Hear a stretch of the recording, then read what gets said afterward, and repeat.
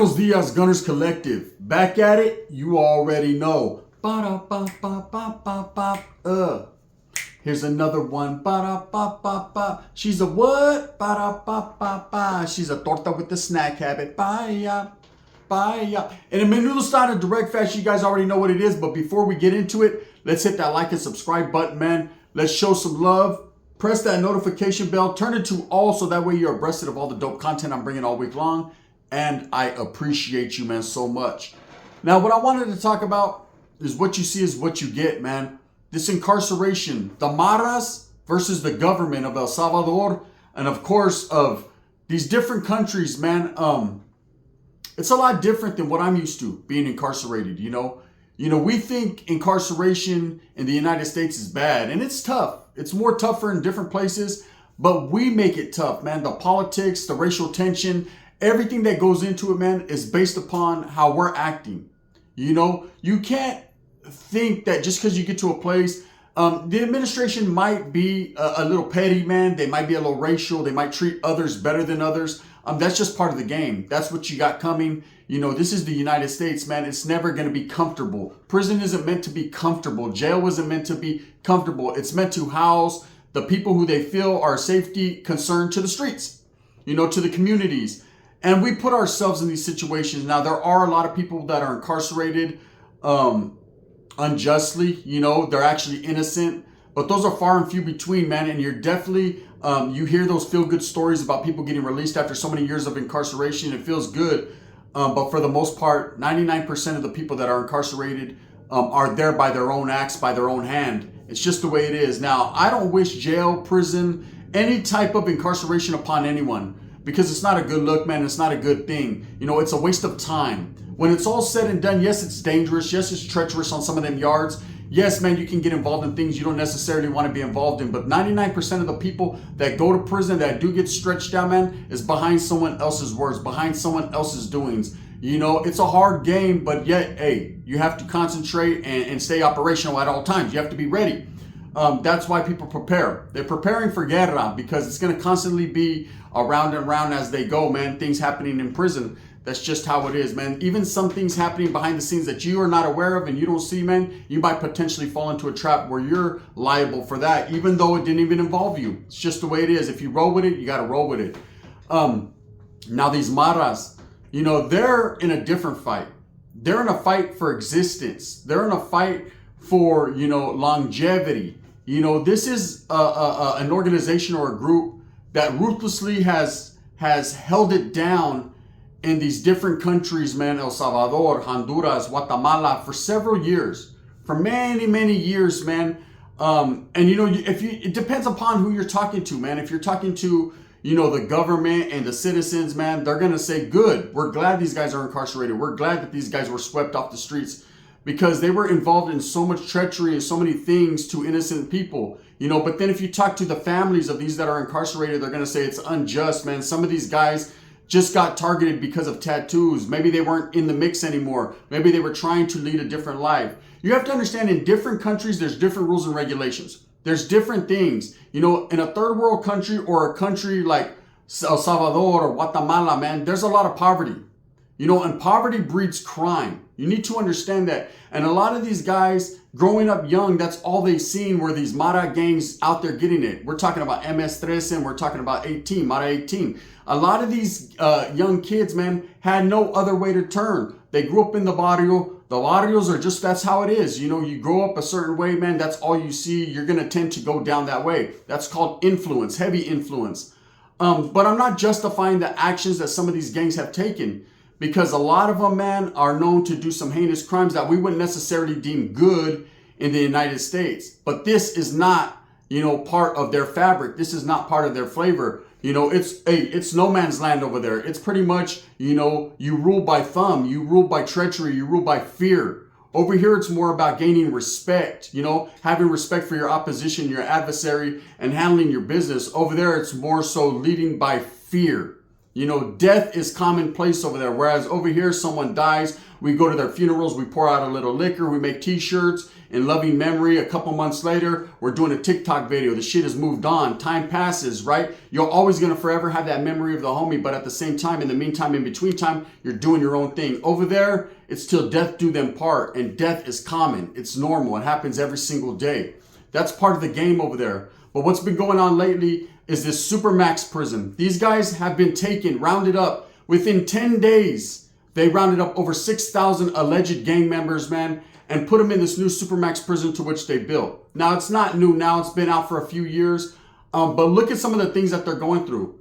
You know, being guided off the bus, having to run barefooted, shackled, you know, nuts to butts. It's just, it's a crazy situation. It's something that I've never seen. But again, man, in different countries, they do different things. That's why we have to thank and count our blessings for the type of time we do over here, because it really ain't shit. The main thing when you're incarcerated in prison that anybody will tell you who's ever done an extensive amount of time will tell you this. Facts. It's boring. It's redundant. It's the same old thing over and over and over again, day after day. That's what we have to deal with. But these guys are dealing with a different level of incarceration. They're dealing with extreme incarceration.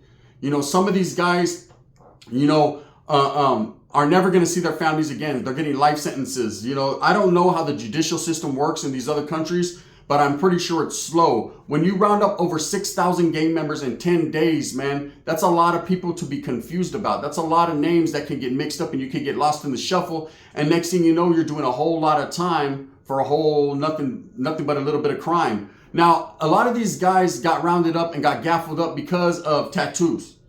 You know, I have a primo that's a Salvadorian, you know. His father's from El Salvador, so he travels, or he did travel at one point in time, was there. He was brought back. He had to do some time over here. Luckily, he was able to come back because most of the time they can't.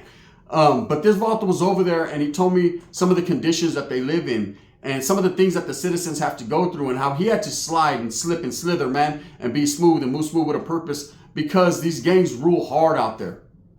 Now, you hear a lot of these crazy stories about the Mara gangs and how vicious they are and how violent they are. And I know most of them to be true. But at the same time, with no disrespect intended, you know, it's a different world.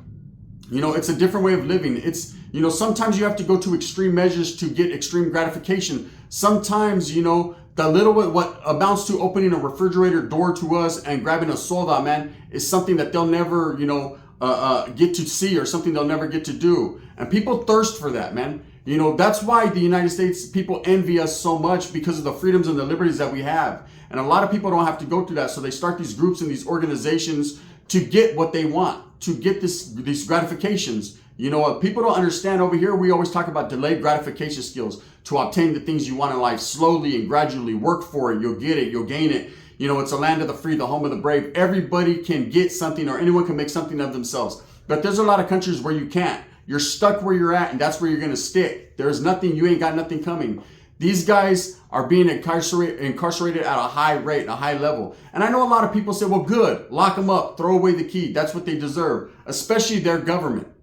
You know, they got this president that has decided that if for no other reason, he was going to go heads on with the war on crime. He was going to go heads up with these gang members, and they're losing, man. They're losing. They have so many different groups and organizations coming together against them. You know, it's a sad existence. It's a sad thing. You know, to think that a lot of these guys, their families will no longer see them anymore. Their families are going through incarceration with them. See, if people don't understand that, have never been locked up, you don't do time alone. Your family does it with you. Your loved ones do it with you. Your wife, your boyfriend, whoever you have does it with you. You know, every day that you're going through a hardship and you make that phone call, when you hang up that phone, man, they're still thinking about what you're going through. When they come to visit you at Visita and they leave and they stop at Carl's Jr. on the way home, you're going back to eating fucking catfish sandwiches or whatever the fuck it is, right? Cat food sandwiches. You know what it is. Mayonnaise packets. That's it. But a lot of it is done by our own hand. A lot of it we deserve. Every time I was incarcerated, for the most part, 80 to 88%, right? Guard, 88%. I deserved it. You know, I deserved it. I did the crime. I should do the time. There was a time when I was innocent than a motherfucker, but it didn't matter. I still was going to sit my ass down And that's it, plain and simple, because they said so. Not because I said so, but because they said so. And my family went through the hardships with me. When you ride home and you're asking for Ferian, they really ain't got it, when you're asking for packages and you expect it, this is to be expected. You expect your old lady to go out there and do whatever she has to do to make it happen, yet you expect her to pay the bills and take care of your house and watch your fucking Jordans and pay your car note and all these different things that we expect being incarcerated. They don't have that in these other countries. They have little. They live on dirt floors, most of them. Most of them don't even have a home. They all live together. A lot of these gangs came from the mud and continue to be in the mud, man. So all they know is going out there and getting it, right? So the government has decided that for no other reason to go and fight back. Now, I've always thought it a good thing when the citizens fight to establish their foundation, when they fight back for what is truly theirs. But at the end of the day, nothing is ours. None of this belongs to us. Not a street, not a block, not a barrio, not a hood store. Nothing belongs to us, but we still are willing to die and fight for it. Well, they are willing to fight and die for crumbs compared to what we get as loaves. And it's a crazy game. And you see what they're going through, man. I've never in my life ever thought I was going to see a mass incarceration at this level and people having to go through some of the things they're going through. And this is not your local police or your task force or the feds or the DEA or any of them coming for you. This is the government, tanks, militias. This is real life. This is the difference between life and death. Where we're talking about a task force, task force Tuesdays, they're going to come, they're going to raid, they're going to catch me up. They're going to catch me with a little 16th and I'm going to go do 18 months. They're worried about getting locked up because of a tattoo. Now, one thing that this has done is it's brought a lot of these rival gang members together. They had to bond together. They had to put aside their differences. They had to mend relationships. The hatred that they've had towards one another that has involved, numerous killings, thousands of killings over the years in these countries. They had to set that bullshit to the side because at the end of the day, man, it's them versus the government, them versus the man. It's a cold game, man. It's funny how you could hate somebody so much for something that you don't even know about, man, for something that happened several years ago. And then when it becomes a situation where you guys need each other, man, then you come together like butt cheeks. Ain't that a trip, right? I've always noticed that. That's the same thing with when I was in the youth authority and I told you guys a story one time about, the Southsiders coming up to the Norteños and saying, hey, homie, the brothers are getting loud, talking about the Africanos. They're starting to get boisterous, get crazy. We're about to make a movida. We want to know if you guys want to roll with us. We put all the differences to the side, the North and South shit, and it just became a raza thing, a Mexican thing. It actually became a racial thing, which was quite upsetting because me, myself, I've always been about black and brown unity. I've always been about showing each other respect and love and admiration because I believe we all deserve that. And I believe we all go through the same struggles and we're all oppressed. But that was neither here nor there. What it was two like-minded individual groups coming together to form one. It's funny how when you need each other, you'll be there. Of course, it never went that route, but we were willing and able. Let's just say that it could have, and it could have been an ugly situation, especially for us, being that at that time we depended upon a lot of the Africanos as allies, or we depended, and I'm speaking for myself, and at the time era where I was locked up, we had good friendships and good bonds with them. But it still was going to go that route because it's always going to be your people versus everyone else. That's just the way life is, man. I'm sorry. There's not a racial bone in my body, man. I don't pick once over the other, but I'm always going to push forward for my people. It's just what it is, man. And I expect Africano brothers and the Woods to do the same thing. It's instilled in you. It should be, from the gate. You're born that way. Spencer, just the way it is. But these guys over there, the Maras, are different. Okay, it's not about racial over there. It's more about gang violence and power, man, and the haves and the have-nots. And I've said that before, man. When you're a have-not and you've never had anything, you've never enjoyed the fruits, of what's really out there, man. You're willing to do anything, and everyone is expendable to gain what you got.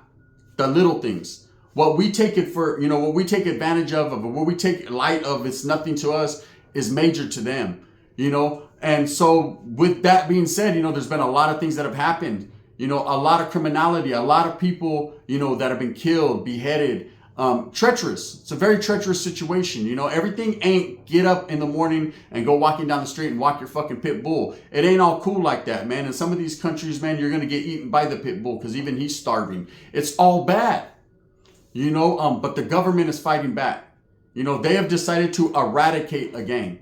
Now, I've only seen this one time in my life before, man, and that was in my own city where there was one police officer, man, who got, clipped allegedly by a certain gang member from a certain hood, man, and they put that gang on life support. The Blackas were coming for them by all means necessary, man, and I seen it. This is the same thing that's happening only in mass quantity in these different third world countries and these other countries. I know they're not a third world country, but you know what I'm saying, right? These other countries where they're snatching them up by the busloads and running them to this new supermax prison. This definitely is extreme incarceration. This is different from anything we'll ever experience. And you got to count your lucky stars that you're not going to experience anything like this. This is why I tell the youth and I tell people, think about what you do, before you do it, man. Because incarceration, albeit in these different states in the United States, might be just boring and it is what it is. Maybe all your homeboys are there and it's a big old family reunion. It's all the homies chilling, right? But if you get caught up in different countries, man, and you think you got it good, look at how they got it. They're running off the buses. They're being sat down. They're being bullied, pushed. This definitely is a humanitarian issue, right? This is inhumane. I've seen so many people when I was locked up in holes and shoes and whatever, man, writing grievances or 602s because they wanted, they missed their shower or they missed an hour of rec time that week. Or they didn't, their food wasn't hot, it was cold, or certain situations, different struggles, different hardships. And I understand that, man, because I had to write a gang of 602s. We were encouraged to write 602s constantly, daily, man. That's what we did, right? Anything we can do to get on the administration's radar, man, to let them be known, we're going to struggle for ours. We're going to fight our oppressors. These guys don't have no 602s. There are no grievances, man. You get what you got. You notice in all these videos that you see of them running and going to these cells, you don't see them being fed. You don't see them getting wrecked. You don't see them out there busting down, getting gym time. This prison has changed the whole atmosphere. I believe that the government is waiting for them to just die out. So they had to come together, all these different gangs, man, and put differences to the side to exist, for existence, for survival. It's just a cold game, but it's part of, the fabric of what's going on nowadays. Being a gang member and being involved in all this shit, man, the government says enough is enough in these other countries. And that's going to be an example, man. If they're able to eradicate these gangs, which it's probably more than likely not going to happen, but if they are able to eradicate these gangs, man, they're going to lead by example. There's going to be a lot of other countries, not necessarily saying the United States, but other countries that decide that if for no other reason, maybe they should take a page out of their handbook. Maybe Coach Lombardi wasn't wrong. Maybe they're right in what they're doing. There's going to be a time when we're looked at, and I'm talking about, I'm no longer a gang member, but I'm still looked at a certain way because of my tattoos and the way I wiggle. We're going to be looked at as the opposition, the adversary, the enemy, to those who have the gun. And then it's going to be about mass incarceration. It's going to be about snatching people up. Think about the hardships you go through compared to what other people's go through and be thankful for what you got.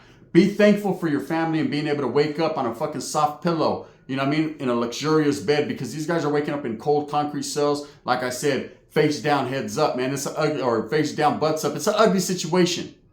I just wanted to shed some light on it, and I've spoken on it in the past, man, and every time I see it, man, it hurts my heart to think of what these guys are going through, but it also hurts my heart to think of what the communities have went through. The people that were terrorized, and you get what you got, man. Karma catches up.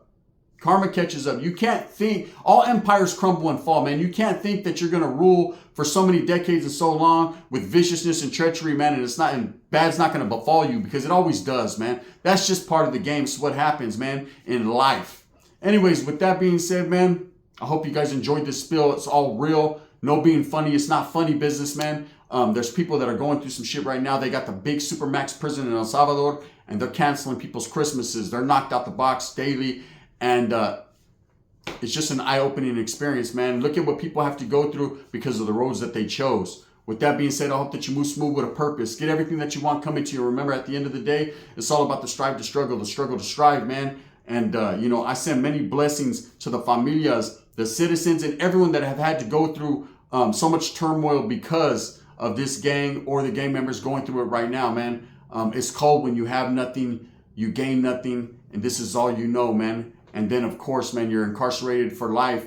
A lot of these guys, just because they had to survive, man. Now, you don't never have to choose wrong to survive, but wrong is much easier to choose than right. And that's something we have to show society that, of course, man, you know, hey, as long as you fucking struggle and fight for a new day, man, and do it the right way, shit will happen for you. Thumbs up or thumbs down. Heavy's going to be the head that wears the crown. I'm going to continue to strive and struggle for what I truly believe in, and that's bringing the best possible content I can on YouTube to the gente. Gracias. Bang, bang. In that fashion. Look at my lazy eye. Look at my lazy eye. Look at it. Look at it.